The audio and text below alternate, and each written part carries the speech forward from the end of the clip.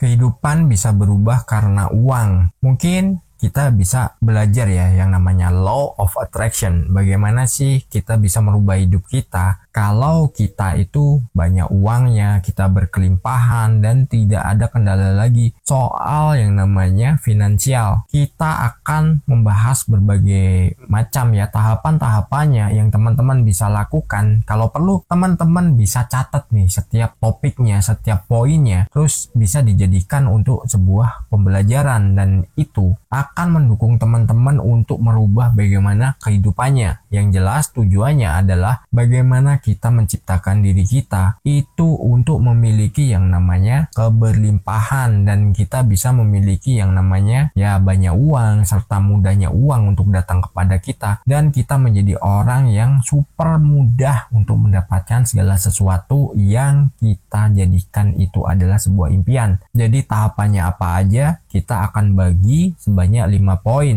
dan disclaimer dulu. Law of attraction itu membutuhkan proses. Jadi teman-teman kalau memang pengen merubah kehidupannya, nikmati aja prosesnya. Dan proses itu nggak harus ya mungkin kita sedih, kita mungkin menderita atau kita menjadi orang yang susah. Tapi kadang proses itu datang dengan sesuatu yang mengembirakan juga. Makanya kita nggak boleh larut dalam sebuah proses. Apa kabar sahabat debat? Tentunya selalu dalam berkelimpahan dan keharmonisan ya. Kehidupan bisa berubah karena uang. Ya, ketika kita memiliki banyak uang, itu kehidupan kita ini bisa berubah. Entah jadi lebih baik atau menjadi sesuatu yang itu nggak berguna. Namun di sini, karena kita sama-sama belajar untuk sesuatu yang indah, menjadi tujuan hidup kita ya kita harus memiliki tujuan hidup itu sesuatu yang bermanfaat. Bukan kita hanya fokus bermanfaat bagi banyak orang, tapi kita harus juga utamakan diri kita juga. Bagaimana kita membantu orang lain kalau diri kita sendiri itu mengalami sebuah kesulitan. Justru kadang kita membantu orang malah kita yang menderita. Itu kita abaikan ya. Jadi kita di sini belajar ada 5 poin yang harus diterapkan bila teman-teman pengen merubah kehidupannya. Bila teman-teman pengen ya hidupnya itu menjadi jauh lebih baik apalagi dalam segi keuangan. Kita langsung mulai di poin pertama, visualisasi positif. Ya kita harus melakukan segala sesuatu itu dengan visualisasi yang itu bentuknya positif. Kita harus menggambarkan bahwa kita sudah memilikinya. Kita mendapatkan pekerjaan ataupun kita ketika menjalani usaha itu udah rame. Banyak uang masuk ke rekening kita. Kemudahan kita dalam mendapatkan uang itu juga harus kita visualisasikan dan buat itu semua terasa sesuatu yang nyata. Jadi meskipun itu hanya kita gambar saja, tapi ketika kita udah menggambarkannya secara positif dan kita memiliki hal-hal yang kita inginkan itu seolah-olah udah terjadi, maka kita akan mendapatkan ya sesuatunya nanti akan menjadi sebuah realita dan itu akan menjadi masa depan kita yang sudah kita rancang dari saat ini. Ketika kita mengabaikan yang namanya visualisasi positif, ya kita malah justru akan tenggelam. Biasanya nih, ketika kita memikirkan atau bervisualisasi tentang hal yang tidak kita inginkan, itu justru lebih cepat terjadi dibanding dengan kita memikirkan atau kita melakukan visualisasi tentang hal yang kita inginkan. Kok lama? Kok nggak dapet, kok nggak datang, kok begini, kok begitu. Jadi banyak pertanyaan dalam diri kita. Dalam visualisasi, kita juga harus melibatkan yang namanya vibrasi. Nah, biasanya kita akan mengalami sebuah kesulitan ketika kita bervisualisasi untuk hal yang positif. Apalagi kita melakukan visualisasi soal, wah, uangku banyak, di rekeningku banyak, terus uang datang dari mana aja, berbagai bentuk dan rupanya, rekeningku gendut, atau lain sebagainya, aset banyak juga bisa. Tapi dari situ ketika ada terlintas ataupun ada omongan orang yang bilang, ingat lu tuh siapa. Ketika ada kata seperti itu, kadang kita berbicara pada diri sendiri. Benar juga ya. Nah, itulah yang akan menjadikan segala sesuatu itu nggak akan pernah terjadi.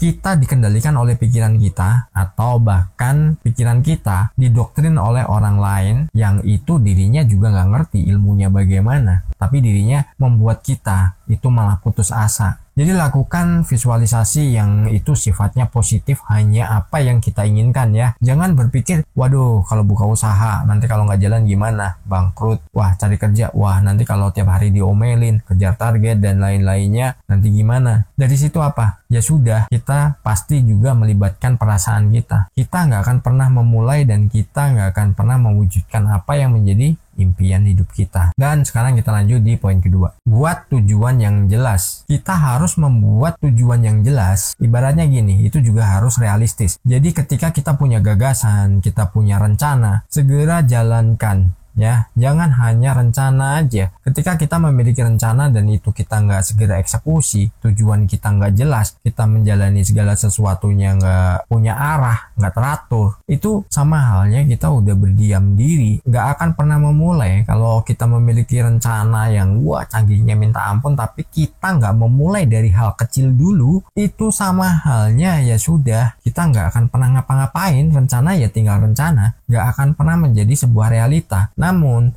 sekecil apapun, ketika kita udah memiliki rencana yang besar dan kita mau melangkah dengan apa yang kita miliki, mungkin kita hanya memiliki sebuah tekad, ya sudah, lakukan saja. Ya, ketika kita udah melakukannya, maka gerbang-gerbang peluang itu juga akan terbuka. Dan yang namanya perubahan dalam hidup kita, apalagi dari segi keuangan, itu akan segera kita dapatkan. Namun ya meskipun saya bilang segera itu juga butuh waktu. Nah, waktunya kapan? Nah, itu juga tiap orang itu bervariasi ya, nggak semuanya sama. Ada yang tiba-tiba besok dapat, lusa dapat, minggu depan dapat. Ada juga yang bertahun-tahun masih di situ. Dan biasanya nanti akan ada omongan orang juga, jangan percaya ilmu seperti itu, dari dulu kok proses terus. Nah, akhirnya apa? Diri kita protes malahan ya, karena mendengar kata proses terus itu tadi dari orang lain yang dia nggak ngerti bagaimana kita menjalankannya. Akhirnya apa? Diri kita protes. Ketika itu udah protes, ya sudah, kita akan justru tenggelam. Ketika kita udah tenggelam, ya mau gimana lagi? Jadi perencanaan kita atau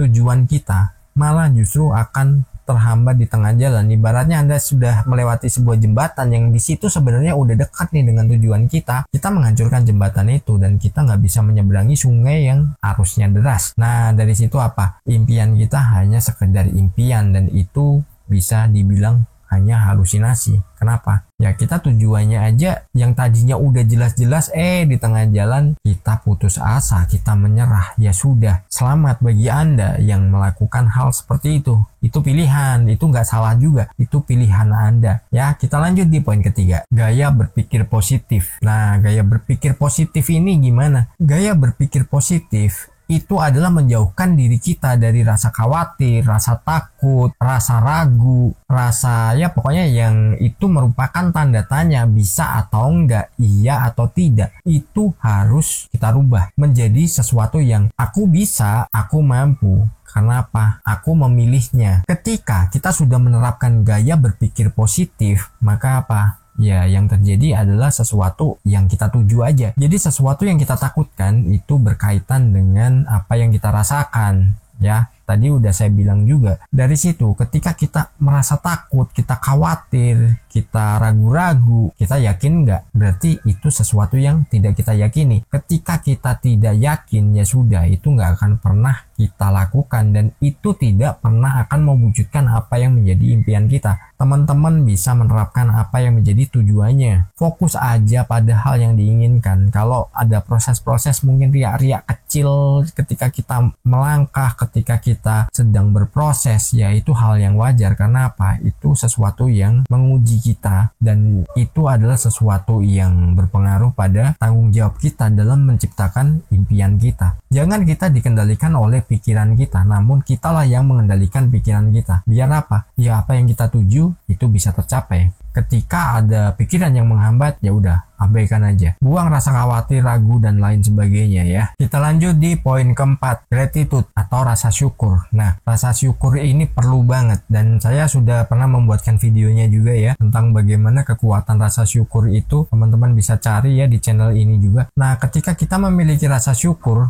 Meskipun itu hal yang belum kita dapatkan, ataupun kita hanya mendapatkan sebuah informasi yang itu merupakan peluang untuk kita mencapai cita-cita kita, apalagi tentang keuangan, itu kita wajib memiliki rasa syukur. Dan rasa syukur itu akan membantu kita untuk apa? Untuk kita merasakan nikmatnya ketika kita sudah memilikinya, seolah-olah kita sudah mendapatkannya. Ataupun gini, kita bisa melihat nih apa aja yang kita miliki, ya sudah syukuri. Ataupun penghasilan yang kita dapatkan berapapun itu, karena dengan rasa syukur itu kekuatannya sangat luar biasa. Paling enggak kita juga harus berterima kasih pada diri kita juga. Karena apa? Dirinya selalu mendampingi kita, selalu ada. Jadi ketika Anda mengalami sesuatu, entah Anda kurang fit, ataupun Anda ada perasaan yang gak enak, atau apapun lah yang Anda alami, siapa yang akan selalu ada? Ya diri Anda. Anda harus berterima kasih pada bagian dalam diri Anda. Anda juga harus berterima kasih pada bagian fisik Anda. Jadi sesuatu yang batin dan sesuatu yang lahir, itu kita harus juga berterima kasih. Karena apa? Dengan kita berterima kasih, sama halnya kita juga mengungkapkan rasa syukur. Dan syukuri aja apa yang Anda dapatkan saat ini, dan besok dan selanjutnya itu selalu bersyukur. Catatan syukur ada juga kan videonya, terus nanti teman-teman bisa download juga. Ketika kita memiliki rasa syukur, terus kalau bisa teman-teman nih buat catatan syukur ketika mau tidur. Diingat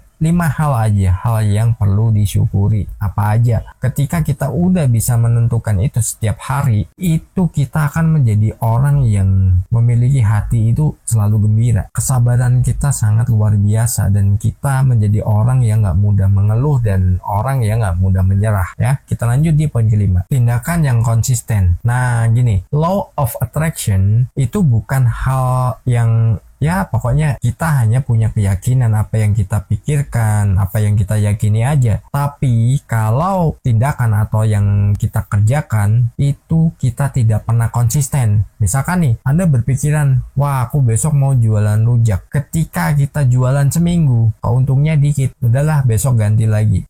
Ternyata untungnya lebih dikit, ganti lagi. Ketika kita tidak punya tindakan yang konsisten, ya sudah, sama halnya kita merubah terus nih polanya. Dari situ apa? Kita nggak akan pernah mendapatkan apa yang menjadi tujuan kita. Loh, ini kok berubah-ubah gitu. Contohnya gini, ketika Anda jalan dengan anak Anda tadinya bilang minta dibelikan pensil. Begitu sampai di mainan, minta mainan. Habis itu berpikir lagi, anak Anda minta tas baru, sepeda baru, atau apapun yang itu kok nggak sesuai dengan apa yang dia inginkan dari awal. Jengkel nggak? Pastinya jengkel. Maunya apa sih? Ini orang kok nggak pernah konsisten dengan apa yang direncanakan di awal atau yang dijalankan di awal. Nah, begitu juga alam semesta akan bingung mau ngasih kita bagaimana. Kita nggak konsisten, tindakan kita ini berubah-ubah. Nah, tindakan ini bukan serta-merta hanya untuk tujuan bisnis aja, tapi bagaimana pemikiran kita, terus bagaimana visualisasi kita, apa yang kita cita-citakan. Misalkan Anda memiliki tujuan penghasilan mungkin 100 juta tiap bulan, tapi besok berubah lagi, lusa berubah lagi, itu namanya nggak konsisten juga. Nah, akhirnya apa? Ya nggak akan pernah tercapai.